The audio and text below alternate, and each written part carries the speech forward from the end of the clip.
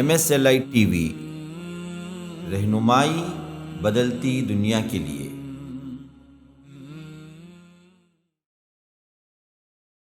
إن الحمد لله نحمده ونستعينه ونستغفره ونؤمن به ونتوكل عليه ونعوذ بالله من شرور أنفسنا ومن سيئات أعمالنا، من يهده الله فلا مضل له ومن يضلل فلا هادي له، وأشهد أن لا إله إلا الله وحده لا شريك له، وأشهد أن محمدًا عبده ورسوله، أما بعد، فإن خير الحديث كتاب الله، وخير الهدي هدي محمد صلى الله عليه وسلم، وشر الأمور محدثاتها، وكل محدثة بدعة، وكل بدعة ضلالة، وفي رواية وكل ضلالة في النار۔ فأعوذ بالله السميع العليم من الشيطان الرجيم، من همزه ونفثه ونفخه: يا أيها الذين آمنوا لا يحل لكم أن ترثوا النساء كرها ولا تعضلوهن لتذهبوا ببعض ما آتيتموهن إلا أن يأتين بفاحشة مبينة وعاشروهن بالمعروف فإن كرهتموهن فعسى أن تكرهوا شيئا ويجعل الله فيه خيرا كثيرا، وإن أردتم استبدال زوج مكان زوج وآتيتم إحداهن قنطارا فلا تأخذوا منه شيئا أتأخذونه بهتانا وإثما مبينا، وكيف تأخذونه وقد أفضى بعضكم إلى بعض وأخذن منكم ميثاقا غليظا، اللهم أرنا الحق حقا وارزقنا اتباعه وأرنا الباطل باطلا وارزقنا اجتنابه، اللهم علمنا ما ينفعنا وانفعنا بما علمتنا وارزقنا علما، رب اشرح لي صدري ويسر لي أمري واحلل عقدة من لساني يفقه قولي۔ اس اللہ کے نام سے ابتدا جس کے ناموں کی کوئی انتہا ہی نہیں۔ وَلَوْ أَنَّ مَا فِي الْأَرْضِ مِن شَجَرَةٍ أَقْلَامٌ وَالْبَحْرُ يَمُدُّهُ مِن بَعْدِهِ سَبْعَةُ أَبْحُرٍ مَا نَفِدَتْ كَلِمَاتُ اللَّهِ۔ اس ذات اقدس پر کروڑوں درود و سلام ہوں جو تمام جہانوں کے لیے رحمت للعالمین بن کے آئے تھے۔ اللہم صل علی محمد وعلی آل محمد کما صلیت علی ابراہیم وعلی آل ابراہیم انک حمید مجید، وبارک علی محمد وعلی آل محمد کما بارکت علی ابراہیم وعلی آل ابراہیم انک حمید مجید۔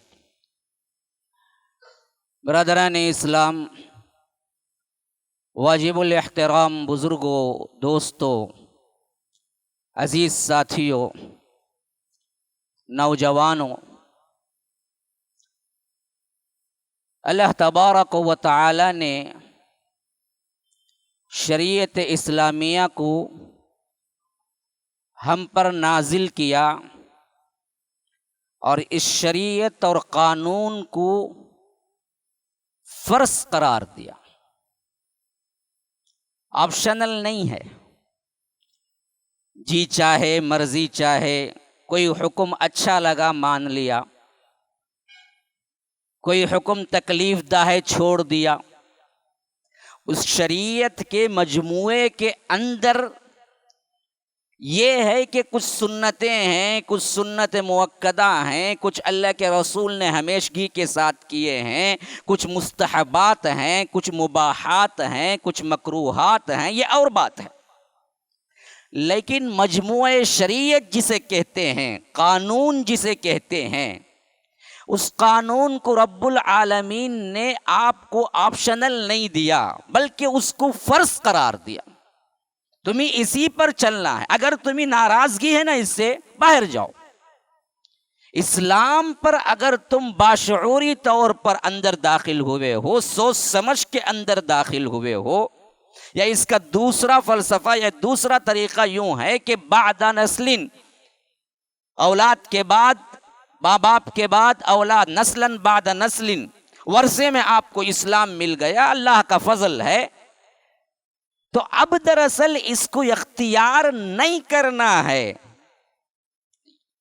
مجھے پتا نہیں، میرا باپ مسلمان تھا، میں بھی مسلمان، لیکن میں مانتا نہیں اصولوں کو، تو یاد رکھیے یہ اسلام قرآن اور حدیث میں نہیں چلتا، بلکہ یہاں تک فرما دیا گیا اگر کسی کو مسلمان ہوتے ہوئے وہ نہیں چلنا چاہتا ہے اور کھلے عام انکار کر دیتا ہے، من بدل دینہ فاقتلوہ، اس کو قتل کر دو، شریعت میں گیپ نہیں ہے اس کے لیے۔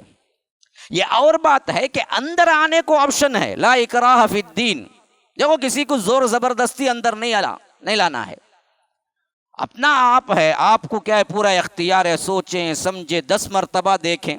اگر شریعت اسلامیہ کا نفاذ ہے کسی حکومت میں، کسی کنٹری میں، وہاں پر کوئی پیدائشی مسلمان ہو یا کوئی اسلام قبول کیا ہو، کرنے کے بعد یہ کہے کہ مجھے فلاں کام پسند نہیں ہے، فلاں شریعت کا حکم میں چل نہیں سکتا، یا میں ریٹرن جاتا ہوں، تو اس کے لیے کوئی جگہ نہیں ہے، من بدل دینہ فاقتلوہ، اس کو قتل کر دینا ہے۔ اس کو توبے کے لیے گنجائش نہیں ہے کہ آج نکلا کل پھر آئے گا، نہیں۔ اسی واسطے ہم دیکھتے ہیں کہ حضرت ابوبکر صدیق رضی اللہ عنہ کے زمانے میں جن لوگوں نے نماز پڑھا، زکوٰۃ دینے سے انکار کیا، وہ بھی زکوٰۃ کا صرف ایک مرحلہ، یعنی ایک طریقے کا انکار کیا، کل زکوٰۃ کا بھی انکار نہیں کیا۔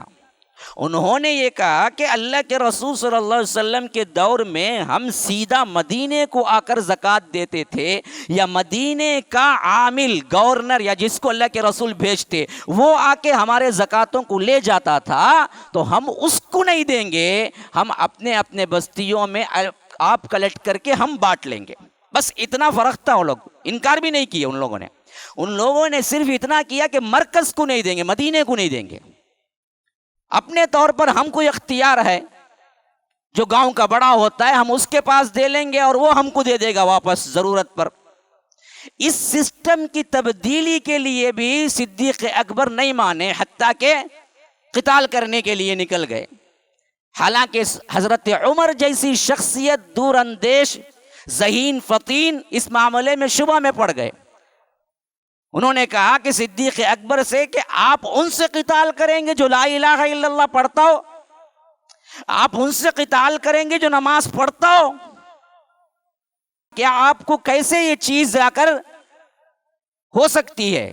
تو صدیق اکبر نے سورہ توبہ کی اس آیت کو دلیل بنا، فَإِن تَابُوا وَأَقَامُوا الصَّلَاةَ وَآتَوُا الزَّكَاةَ فَخَلُّوا سَبِيلَهُمْ، اگر یہ لوگ توبہ کر لیں، نماز قائم کریں، زکوٰۃ دیں، تو تب ان کی راہ چھوڑ دو، ورنہ انہیں پکڑو۔ اور صدیق اکبر کا قول تھا کہ جو شخص نماز اور زکوٰۃ میں فرق کرے گا میں اس سے قتال کروں گا، میں اس سے جنگ کروں گا، اسے نہیں چھوڑوں گا۔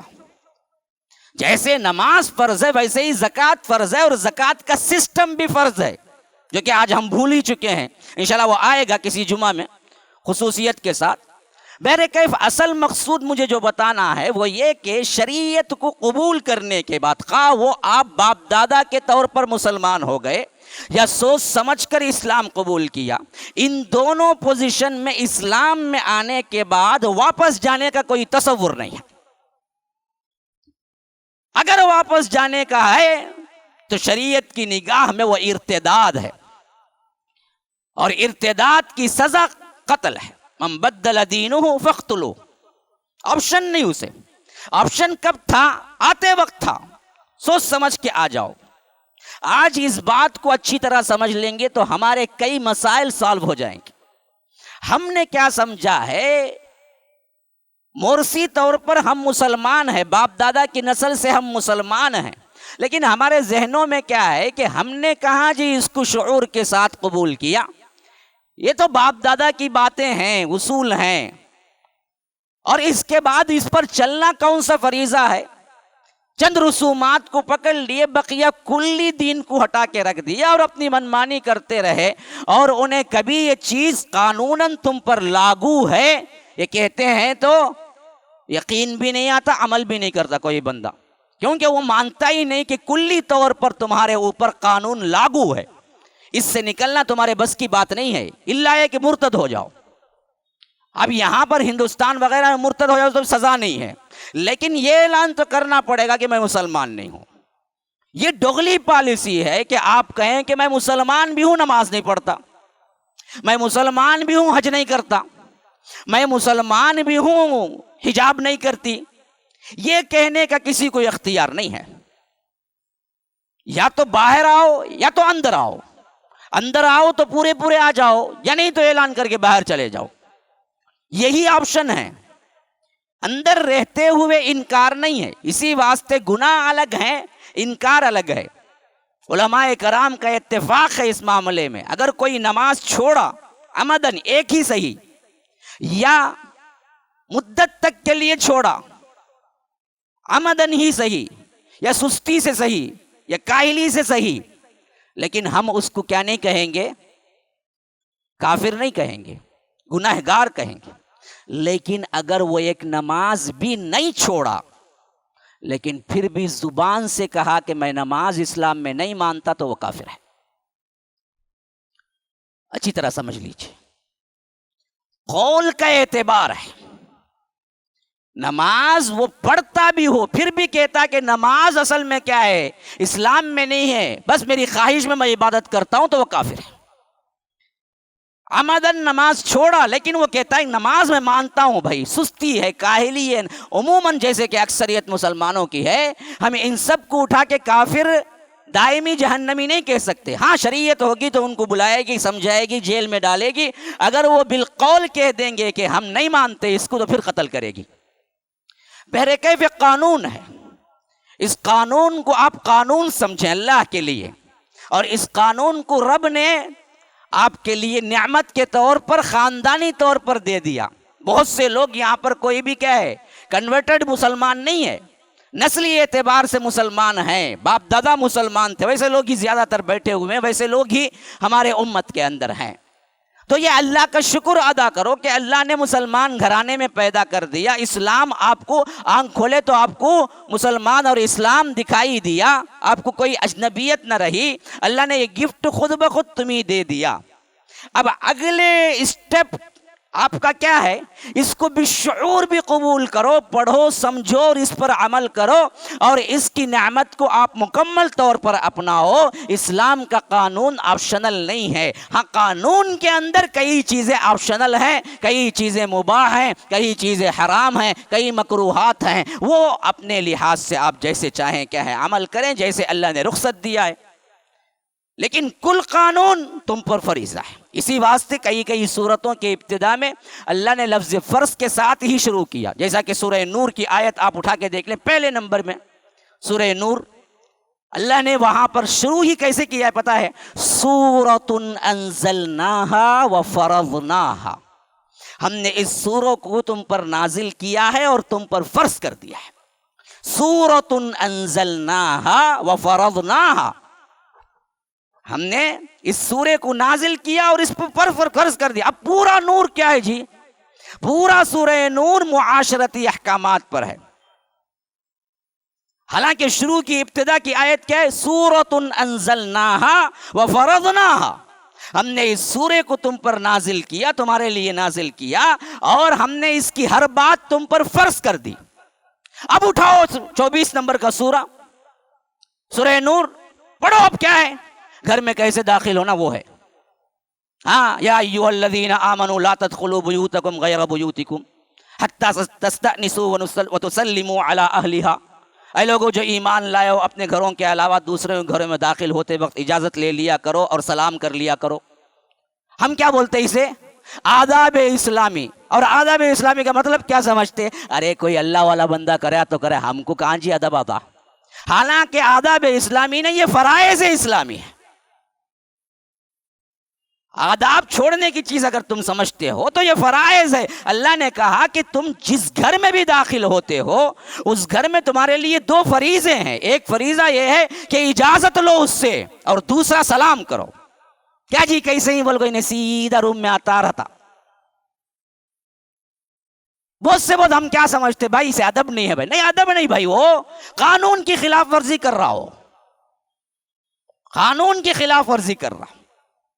اسی میں عورتوں کے سلسلے میں تمام مسائل نور کے اندر رکھے گئے، حتیٰ کہ گھر کے پردے کے اندر سے بھی اللہ تبارک و تعالی نے عورتوں کو کہا کہ گھر کے اندر بھی رہتے ہو تو اپنے گریبانوں میں، اپنے سینوں کے اوپر اوڑھنیوں سے کس کر باندھ لیا کریں۔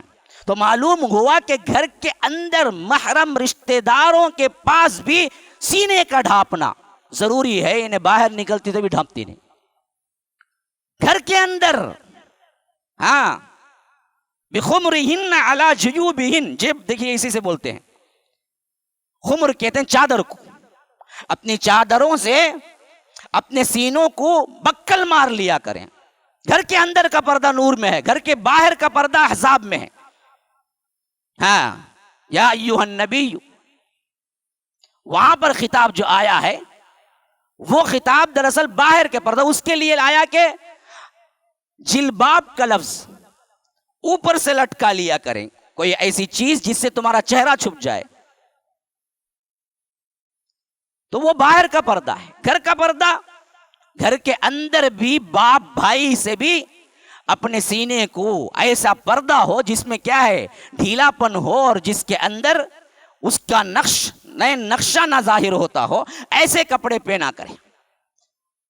اسٹائل اور فیشن اور بتانا صرف اور صرف ایک ہے، وہ شوہر ہے، اس کے علاوہ کسی کے لیے جائز نہیں ہے۔ تو یاد رکھیے، میں بتانا مقصود یہ تھا کہ قانون جو ہے رب العالمین نے ہم پر نافذ کر دیا، اور اس قانون کو اگر تم نہیں مانو گے تو سزا پاؤ گے، یہ نہیں کہ آپشن ہے۔ آپ کو معلوم ہے، بہت سے لوگ شاید غور کیے ہیں نہیں، لیکن واقعہ بہت مرتبہ پڑے ہوں گے۔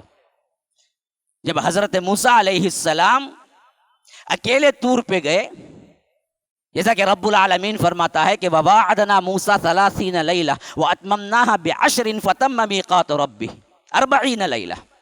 پہلے ہم نے 30 دن کے لیے حضرت موسیٰ کو طور پہ بلایا، لیکن پھر ہم نے 10 دن بڑھا دیے اور 40 دن کر دیا مکمل، اور یہاں آ کے 40 دن تنہا رہے، اللہ تبارک و تعالیٰ کے لیے روزہ رکھا، یہاں تک کہ اللہ نے انہیں تورات عطا کی۔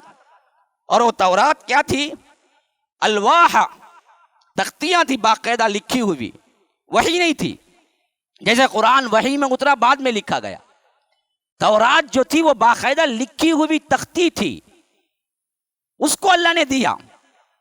اب وہ تختیاں لے کے جب آئے نیچے اترے، قوم نے پوچھا کیا ہوا 40 دن، اور ان بدبختوں نے کیا کیا تھا ان 40 دنوں میں؟ پیچھے سے کیا ہے، بچڑے کو معبود بنا لیا۔ ثم اتخذتم العجل، اب ادھر آئے اور ادھر آ کے دیکھا تو قوم نے کیا کیا ہے، بچڑے کو معبود بنا لیا ہے۔ ادھر اللہ نے اتنی بڑی نعمت دی، تورات اتار کے لے آئے ہیں، غضبان اسفا، اللہ کہتا ہے کہ حضرت موسیٰ تو کیا ہے، غضب سے ابل پڑے۔ دوسری جگہ فرمایا کہ ان تختیوں کو پھینکا اور حضرت ہارون کی داڑھی کو پکڑ لیا۔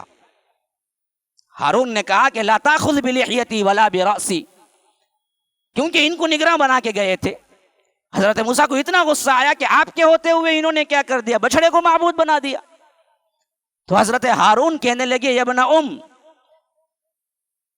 لا تاخذ بلحیتی ولا برأسی، میرے بال اور میرے داڑھی کے بال نہ پکڑیے۔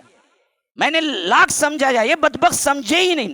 انی خشیت ان تقول فرقت بین بنی اسرائیل ولم ترقب قولی، اندیشہ تھا کہ یہ دو اس میں بھٹ جائیں گے، الگ الگ فرقوں میں بٹ کے لڑائی شروع کر دیں گے، یہاں تک کہ میں نوبت پہنچی تو میں نے چھوڑ دیا۔ اچھا، اب اس کے بعد جب ان کی توبہ ہوئی 70,000 لوگ قتل کیے گئے۔ اللہ نے کہہ دیا کہ جو کیے ہیں، جو بھی بچڑے کو معبود بنائے ہیں، ان کے رشتہ دار ہی ان کو قتل کریں کھڑا کر کے۔ فَاقْتُلُوا أَنفُسَكُمْ، اپنے آپ کو مار لیں۔ کیسے ماریں گے جو اپنے آپ کو خود نہیں مار سکتے نا؟ تو مفسرین کہتے ہیں کہ اپنے آپ کو مارنے کے مطابق کیا تھا کہ اگر کسی کا بھائی مشرک بنا تھا، کسی کا بھائی کیا ہے بچڑے کو معبود بنایا تھا، تو اس کے دوسرا بھائی اس میں توحید کے اندر تھا، تو اس کو حکم دیا کہ اس کو پکڑ کے قتل کرو، تیرے بھائی کو تو قتل کر۔ تو اس طرح بہت بڑی دنیا کی بہت بڑی توبہ ہوئی، جس میں تقریباً کیا ہے 70,000 لوگ قتل کیے گئے. جب توبہ ہو گئی، مسئلہ ختم ہو گیا، تب جا کے اللہ تبارک و تعالی نے حکم دیا کہ تورات پیش کر دو. تو اور تورات پیش کر دی تو انہوں نے کہا کہ کون دیکھا بھائی، تم اکیلے گئے آ کے اللہ کی کتاب کہتے ہو. دیکھیے ان لوگوں کی خرابی اور ان لوگوں کی کیا ہے ضلالت. دیکھیے اتنے بڑے پیغمبر جن کے ہاتھوں دریائے نیل پھٹ گیا، جن کے ہاتھوں میں کیا ہے عصائے موسوی تھا، لیکن تھے شرک کے اندر اتنے خراب کہ انہوں نے صاف کہا کہ ہم کیسے یقین کر لیں جی، یہ اللہ کی کتاب ہے. جب تک ہم اللہ کو خود نہیں دیکھ لیں گے تب تک ہم قبول نہیں کریں گے. نر اللہ جہرا، اس کے لیے بھی حضرت موسیٰ کوشش کیے. 70 سرداروں کو لے گئے اور اللہ ان کو ایک الگ ہی کیفیت میں لے لیا اور وہ اللہ کی ڈائریکٹ بات سنے. ہاں، جو اللہ تبارک و تعالیٰ سورہ بقرہ میں ذکر کرتا ہے وَإِذْ قُلْتُمْ يَا مُوسَىٰ لَن نُؤْمِنَ لَكَ حَتَّىٰ نَرَى اللَّهَ جَهْرًا. جب اللہ کی بات سن لیے تو اب اگلا قدم رکھے کہ جب تک ہم اللہ کو نہیں دیکھیں گے تب تک تورات کو نہیں مانیں گے. تو اللہ نے کہا کہ فَأَخَذَتْكُمُ الصَّاعِقَةُ، ایک بجلی نے آ کے ان کو پکڑا، بے ہوش ہو کے گر گئے، بلکہ مر گئے. اب یہ مر گئے تو تب جا کے حضرت موسیٰ نے ہاتھ اٹھایا، اے اللہ یہ بدبخت ترین قوم ہے میری قوم، میں تنہا جا کے لے آیا اور یہ تورات رب العالمین کی طرف سے کہا تو وہی نہیں مانی یہ قوم. اب میں 70 سرداروں کو لے کے آیا ہوں اور یہ پورے مر گئے اور میں اکیلا جاؤں گا تو یہ لوگ مجھے مار بیٹھیں گے. اللہ ان سب کو زندہ کر دے. تو حضرت موسیٰ کی دعا پر اللہ نے ان کو پھر دوبارہ زندہ کر دیا. ثم بعثناکم من بعد موتکم، پھر دوبارہ انہیں زندہ کر دیا. یہ لوگ پلٹ کے آئے. اب یہ لوگ شہادت دیے پوری قوم کے پاس کہ بھائی ہم نے اللہ کی آواز سنی ہے، یہ اللہ ہی کی کتاب ہے. پھر بھی قوم نہیں مانی. اب اللہ تبارک و تعالیٰ کا جلال دیکھیے، شریعت کو کیسے اللہ تبارک و تعالیٰ نے نافذ کیا. یہ بتانے کے لیے میں نے پورا قصہ بولا. اللہ نے کہا کہ اچھا تم اسلام لا چکے، نبی کو دیکھ چکے، نبی کے ساتھ رہ چکے، نبی کے معجزات پر ایمان لائے، فرعون سے اللہ نے تم کو نجات دی، دریائے نیل تمہارے سامنے پھٹی، راستہ میں نے تمہیں کیا ہے دکھایا اور تم آئے ادھر. اگر میدان تیہ میں پہنچے تو وہاں پر سایہ نہیں تھا تو ہم نے ابر کو نازل کر دیا، اور وہاں کھانا پینا نہیں تھا تو ہم نے من سلوا کو نازل کر دیا، تمہارے لیے پانی کا انتظام کیا. یہ سب کچھ کر کے جب ہم نے تم کو کتاب دی تو تم کہتے ہو کہ ہم اس کتاب کو نہیں مانیں گے. اب تمہیں آپشن نہیں ہے، قبول کرنا ہی پڑے گا.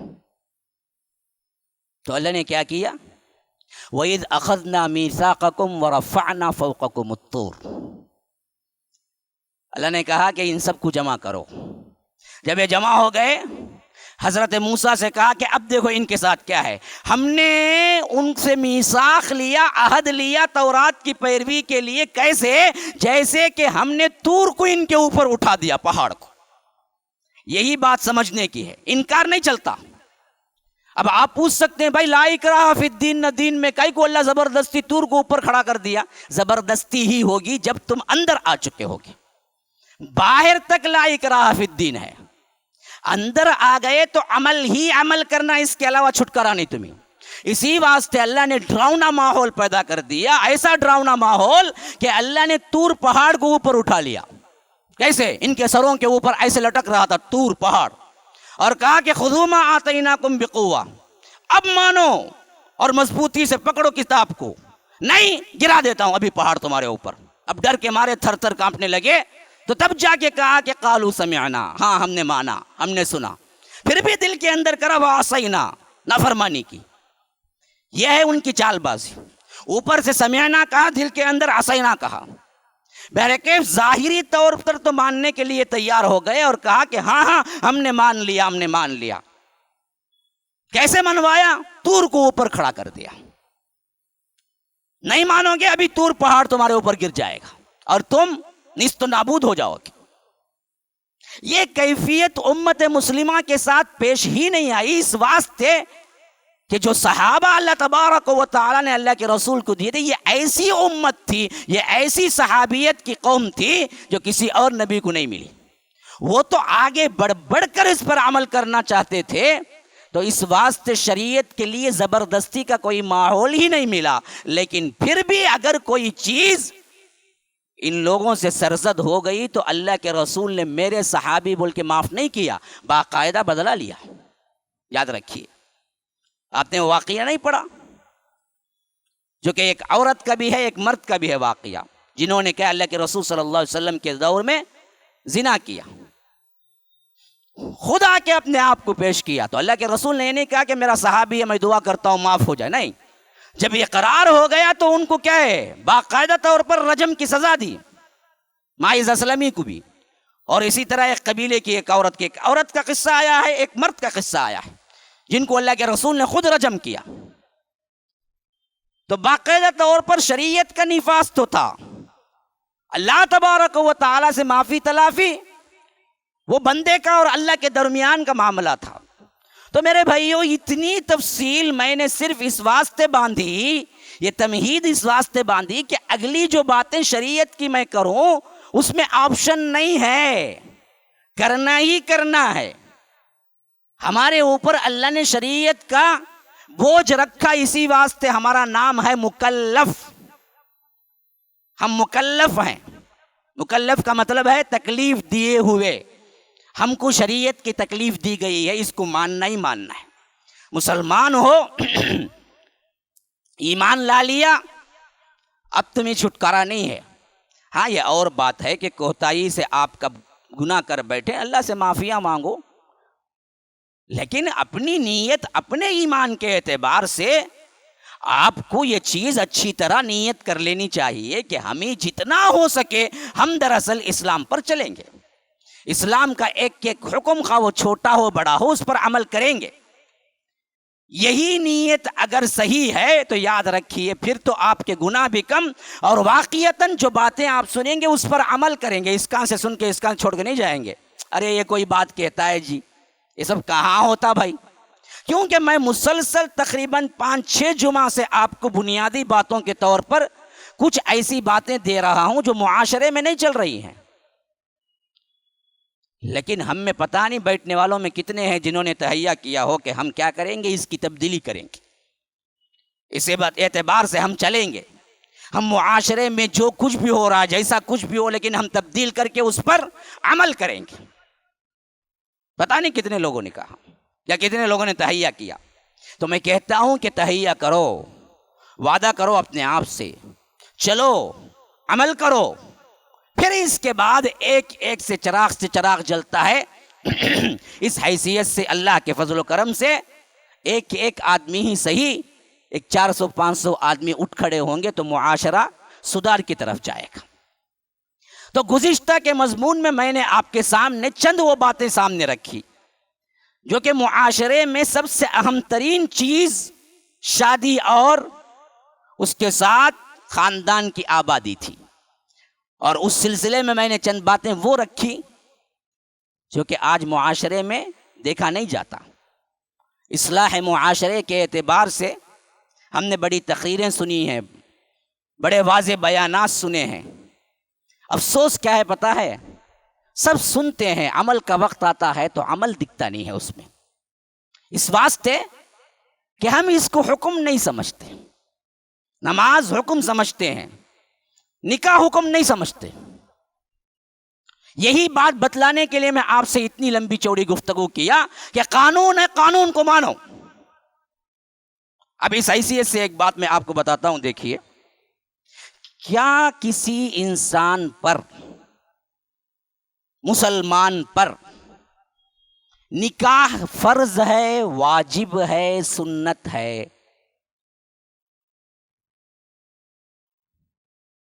کیا کرنا ہو؟ شریعت کیا رہنمائی کرتی؟ ہاں، شریعت کیا رہنمائی کرتی ہے؟ کیونکہ معاشرے کا بگاڑ وہیں سے شروع ہوتا. جس عمر میں شادی کرنا ہے اس عمر میں بندے کو شادی نہیں کی جاتی، یا معاشرہ سپورٹ نہیں کرتا، یا ماں باپ سپورٹ نہیں کرتے، وہاں سے ہی بگاڑ ہے. اس عمر میں اس کو شادی کر دی جائے تو بگاڑ نہیں ہوگا. 10ویں پڑھنے کی عمر، 11ویں 12ویں پڑھنے کی عمر، یا کالج میں انٹر ہونے کی عمر، یہ وہ عمریں ہیں جس میں وہ سب سے زیادہ جذباتی ہوتا ہے۔ اگر اس وقت اس کے لیے صحیح رہنمائی کر دی جائے اور وہ شادی کے بندھن میں آ گیا تو اس کی تمام تر جذباتیت حلال دائرے میں ہو جاتی ہے۔ اگر تم اس کو نہیں کرتے ہو تو وہ حرام کاری میں پڑتا ہے۔ یہی حرام کاری آگے چل کر جب وہ ڈوب چکا ہوتا ہے، 21 سال رکھو یا 22 سال رکھو، اس وقت اس کو کیا ہے، غلط عادتیں پڑی شادی نہیں کرنے کی وجہ سے، اور شادی تم اس کو 29 سال میں 30 سال میں کر کے دیتے ہو تو 7 سال 8 سال گمراہی، غلاظت، حیوانیت، فحش میں مبتلا ہو کے جب وہ بالکل ہی بیکار ہو جاتا ہے، ایسے وقت میں شادی کر کے دے کر پوری نسل کو برباد کرتے ہیں، حتیٰ کہ بیوی بھی برباد ہوتی ہے، آگے چل کر بچے بھی نہیں ہوتے ہیں، معاشرہ بھی اسٹیبل نہیں ہوتا ہے، اور ساتھ میں یہ بیوی کو خوش رہنے کی صلاحیت بھی کھو دیتا ہے۔ ذمہ دار کون؟ ہم نہیں ہیں؟ معاشرہ نہیں ہے؟ تم پر ذمہ داری نہیں تھی؟ تم نے کوئی غلط، آج احساس ہے کسی ماں باپ کو میں نے اسے وقت پر شادی نہیں کی، اس واسطے یہ چرس میں پڑا، گانجے میں پڑا، افیون میں پڑا، میں اس کو کرنا چاہیے تھا، یہ میں نے گناہ کیا، یہ احساس ہے معاشرے کو؟ نہیں ہے۔ کیوں؟ باپ سمجھتا ہے میرا بیٹا ہے، میں جب چاہے کروں۔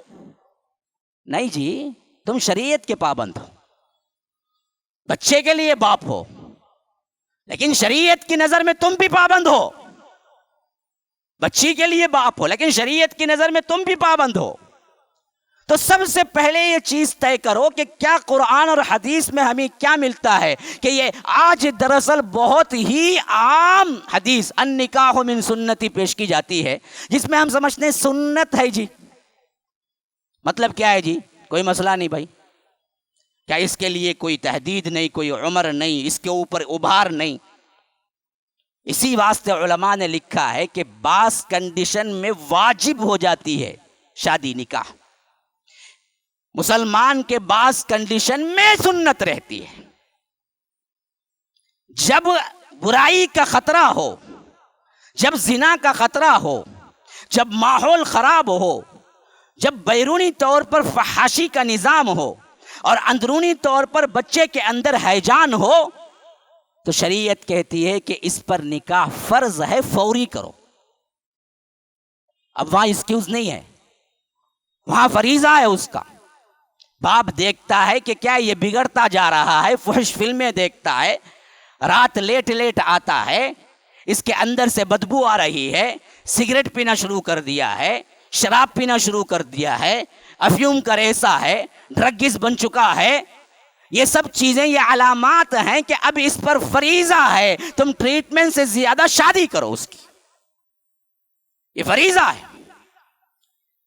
اب یہ فریضے کا حکم میں کہاں سے نکالتا ہوں؟ دیکھیے اللہ کے رسول نے معاشرے کو خطاب کیا نوجوانوں میں، تو وہاں پر لفظ امر کا صیغہ اپنایا، یا معاشر الشباب، اے نوجوانوں کی جماعت، من استطاع منکم الباءۃ فلیتزوج، دیکھو جس کے پاس قوت باہ ہے، قوت باہ منی کو نہیں بولتے، پیسے کو نہیں بولتے، قوت باہ استطاعت کو نہیں بولتے، بلکہ قوت باہ بولتے ہیں مردانگی کو، نکاح کرنے کی صلاحیت ہے کا مطلب جوڑا ہے، گھوڑا ہے، کار ہے، بنگلہ ہے نہیں، بلکہ نوجوان ہو چکے ہو، نامرد نہیں ہو تم، اور عمر کو پہنچ گئے، تو فرمایا کہ اس کو چاہیے کہ وہ نکاح کر لے، فَإِنَّهُ أَغَضُّ لِلْبَصَرِ وَأَحْسَنُ لِلْفَرْجِ، یہ اس کے نگاہوں کو جھکا دیتا ہے، محفوظ کر دیتا ہے،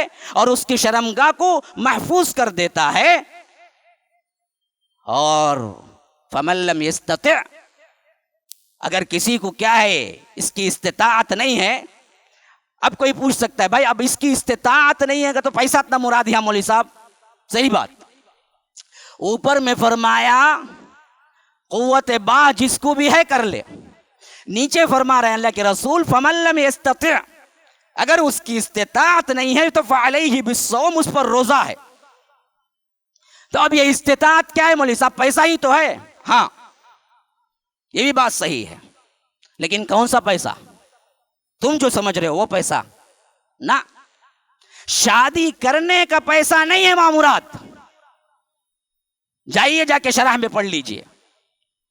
اللہ کے رسول نے کہا کہ تم نہیں کر سکتے تو تمہارے اوپر روزہ ہے. تو کیا مطلب؟ شادی کے جو اخراجات ہیں وہ نہیں مراد ہے، بلکہ مراد یہ ہے کہ شادی کے بعد بیوی کو منیمم جو خرچہ جو اس پر لاگو ہوتا ہے، کھانے پینے کی ذمہ داری، وہ بھی نہیں کر سکنے کا تمہارے اوپر کیا ہے جی، اعتبار نہیں ہے. تب کہیں جا کے تم رکو. اب رکے تو بھی کیا کرنا بھائی؟ روزہ رکھو. نوجوانوں روزہ رکھو. آج ہمارے معاشرے میں بوڑھے روزہ رکھتے ہیں، نوجوان رکھتے ہی. دیکھو کتنے نوجوان روزہ رکھتے ہیں؟ نہیں رکھتے. کون رکھتا؟ بڈھا خبر میں پاؤں لٹکا، انہیں کب دیکھو روزے سے کیا مولوی صاحب؟ ہو بھائی روزے سے ہوں، کیا کرنا بھائی، جانے کی عمر اب تبھی روزہ رکھ لے. تم بولتا تمہیں رکھو نہ رکھو وہ الگ، آپشنل. نوجوان کو آپشنل نہیں، روزہ رکھو زیادہ، کم از کم پیر کا، جمعرات کا، ایام 20 کا، 13 14 15 کا، مہینے میں اس طرح ہے کہ 10 روزے ہو جانا. اتنے روزے تو رکھو. کون رکھتا بھائی؟ اللہ کے رسول نے کیوں کہا؟ اسی واسطے تو کہا نا جی کہ معاشرہ برباد نہ ہو. روزے سے رنگا نوجوان تو فاسٹ فوڈ میں بیٹھ کو کھنگا، دیکھ کو جا کو ہوٹلا میں مرغ مسلم بیٹھ کو کھنگا. روزے سے ہے نا انہیں. کھا کو اوپر سے کیا ہے، ہیجان آمیز فلمیں دیکھ کر بے حیا بے شرم ہو کے جانور کی صفت آتی ہے، اور پھر شادی بھی نہیں کرتا.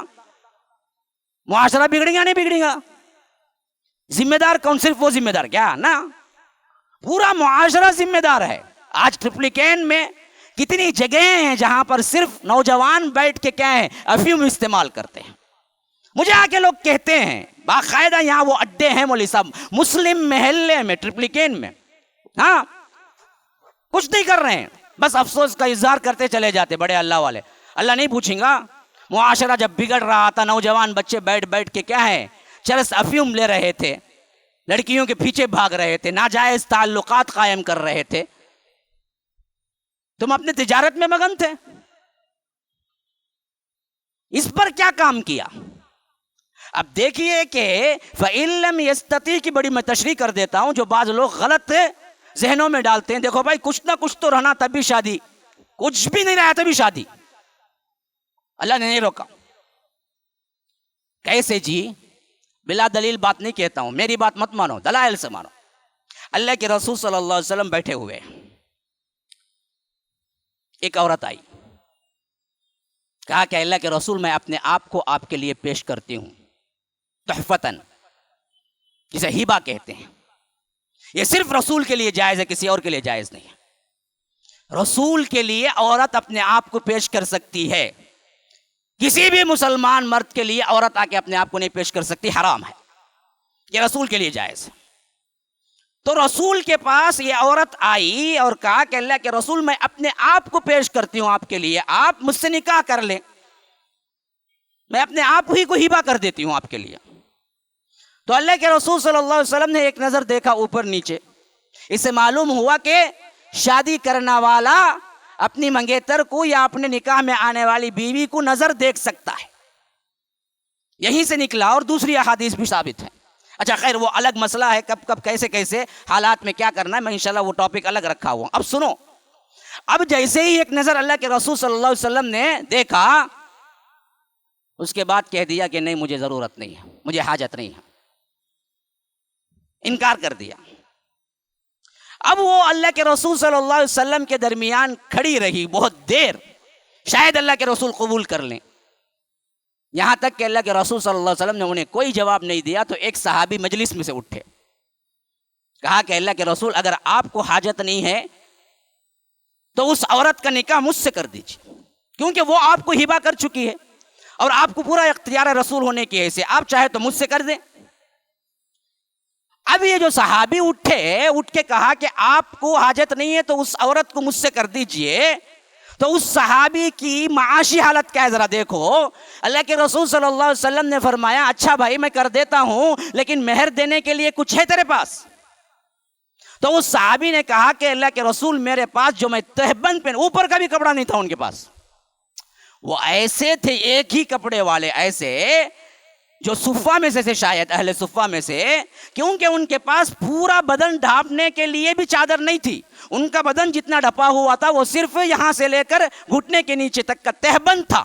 کہا کہ اللہ کے رسول اگر ہو کچھ دینا ہی ہے تو میں تہبند میں آدھا پھاڑ کے آدھا باندھ کے آدھا کپڑا کیا ہے مہر کے طور پر دے دیتا ہوں. تو اللہ کے رسول مسکرا پڑے.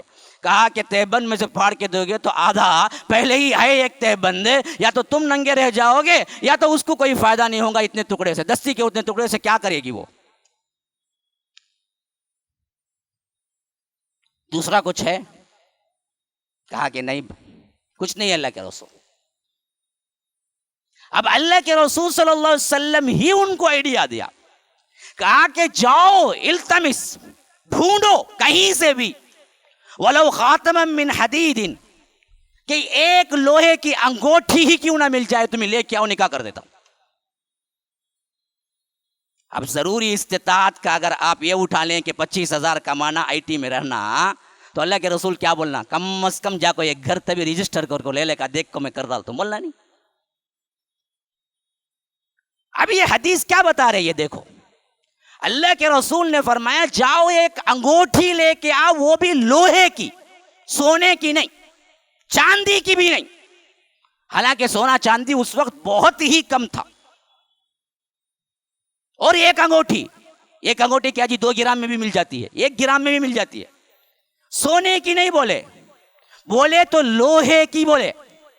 کہا کہ لوہے کی ایک انگوٹھی بھی مل جائے تو لے کے کر دیتا ہوں. اب یہ صحابی گئے، اب ان کو کتنی نئی ضرورت رہیں گی بول کے انہوں اللہ کے رسول سے، کیونکہ صحابہ حیا کے پیکر ہیں نا جی، ہم جیسے کیا ہیں، بد اخلاق تھوڑی ہیں. اب ان کو کتنی ضرورت تھی تو انہوں نے کہا، جب اللہ کے رسول نے ان سے کہا کہ ایک لوہے کی انگوٹھی لے کے آ جاؤ میں کر دے رہا ہوں، تو انہوں کتنی نہیں تلاش کیے ہوں گے بھائی کہیں سے کچھ مل جائے، لیکن نہیں ملا ان کو. لوہے کی انگوٹھی بھی نہیں ملی ان کو. ڈھونڈ کے آ گئے لیکن لوہے کی ایک انگوٹھی. کتنی فقیر آج کوئی ہوگا کیا پورے معاشرے میں؟ میں ایک آدمی بتاؤ جو ایک لوہے کی انگوٹھی کا بھی مالک نہیں ہے، بتاؤ جی ذرا. جب شادی کو اتنا کم خرچے میں بھی شادی ہو سکتی بولے تو تمہیں کہاں سے لگا سکتے؟ 25,000 کمانا، 30,000 کمانا، گورنمنٹ سروینٹ رہنا کہتے انہیں، اتنا بینک بیلنس رہنا، گھر پہ کیا دیتے ہیں کہتے، اس کے بعد کتنے نام پہ کیا ہیں، گھراں ہی، بنگلے ہی، کاراں ہی، بائکاں ہی. یہ کہاں کا رواج بھائی؟ اسے کیوں خاموش بیٹھے ہوئے ہیں ہم لوگ؟ جو منگتا نا اسے دینا ہی نہیں معاشرہ آخر تک بھی. بیٹی یہ کیوں پوری خاموشی؟ سب خاموش اس روایت پر، گویا کہ سب راضی ہیں، جو کچھ چل رہا ہے ہم راضی ہیں. کیوں نہیں ڈنکے کی چوٹ پہ بولتے کہ یہ حرام ہے جی، یہ طریقہ غلط ہے، رسول نے نہیں بتایا ہے طریقہ، شریعت میں اس کی کوئی گنجائش نہیں. بلکہ شریعت یہ کہتی ہے کہ لوہے کی انگوٹھی بھی مل جائے تو کر دو اس سے نکاح. بقیہ رزق کی وسعت کا اللہ مالک ہے، اللہ مالک ہے. فقر ہے ایک شادی کرو، اب ایک شادی کر کے اور زیادہ فقیر بن گیا 2 شادی کر. ہاں مسکرا رہے ہیں، غلط نہیں ہے، کشادگی ہو جائے گی. علماء سلف لکھیں تنگی کی شکایت کرتا تو علماء سلف کہتے دوسری شادی کر، دوسری شادی کر کو اور ذرا تنگی ہوگا تیسری کر بولتے. کیوں؟ ایک کی نہ ایک کی تقدیر میں رنگی کشادگی آ جائیں گی، اور آ جاتی. نہیں دوسری شادی کرے بولے تو اللہ اکبر، ایسا دیکھتے گویا کہ حرام کام زنا کو بولے سر کا کیا جی ہوگا ان کو، بیٹھے بیٹھے ہمارے حالتاں کیا ہوں گے، گھراں کیا ہوں گے. واقعتاً ہوں گے، میں یہ نہیں کہتا بہت آسان ہے، ہوں گے، لیکن یہ بھی ایک انقلاب ہے، یہ بھی ایک دین کا ہی کام ہے. بہرکیف دوسری تیسری کا چھوڑیں گے، پہلے ایک کی نہیں ہوتی وہ دیکھیں گے. تو میں کہتا ہوں وہ بندے جو تھے نا پورا ڈھونڈ ڈھانڈ کے آخری میں تھک ہار کے آ کے بول گئے اللہ کے رسول میرے پاس ایک انگوٹھی بھی نہیں ملی. بیٹھ گئے وہ بھی, یہ بھی کھڑی ہو گئی. ان کو بھی ضرورت تھی اشد کسی مرد کے سائے میں, کسی مرد کی ازدواجیت, کسی مرد کی زوجیت میں آ کر زندگی گزارنے کی, اور ان کو بھی خواہش تھی کہ میرا نکاح ہو جائے. لیکن ایک انگوٹھی نہیں ملی, لوہے کی کھڑے ہوئے ہیں دونوں دیر تک. روایتوں میں آتا ہے بہت دیر گزر گئی, یہاں تک کہ وہ مایوس ہو کے جانے لگے یا اٹھ کے باہر جانے لگے. تو اللہ کے رسول نے ان کو بلایا, کہا کہ اچھا قرآن میں سے کچھ یاد ہے؟ صحابی نے صفہ کے تھے, معلوم ہوتا ہے کیونکہ چادر ایک تہبند تھی, تو صفہ کے لوگ تو عالم اور فاضل صحابہ تھے. تو انہوں نے کہا کہ اللہ کے رسول ہاں قرآن میں سے یاد ہے, اور دوسری روایتیں شاہد ہیں کہ ان کو سورہ بقرہ اور سورہ نساء یاد تھی. تو اللہ کے رسول نے پوچھا کہ قرآن میں سے کچھ ہے یاد تمہیں؟ کہا کہ ہاں اللہ کے رسول ہے.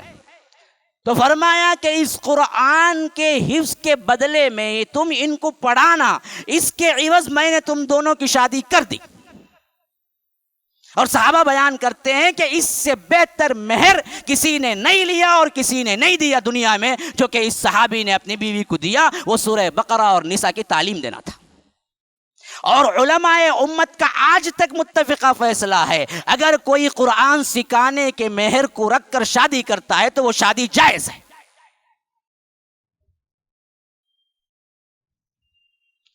مہر میں کچھ نہیں ہے اور کہتا ہے کہ میں بقرہ سکھا دوں گا آپ کو اور اس مہر پر شادی ہو سکتی ہے تو ہو سکتی ہے, جائز شادی ہے.